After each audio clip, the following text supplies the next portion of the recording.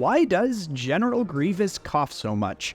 Grievous's animator revealed that George Lucas and his team originally viewed Grievous's cough as a result of a prototype technology that Darth Vader's suit would be the perfection of.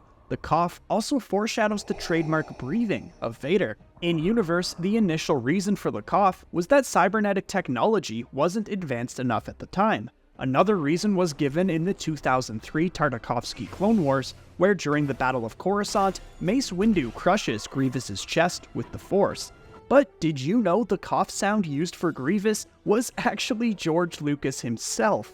The director came into work one day with the cough and thought it would be wise to record it.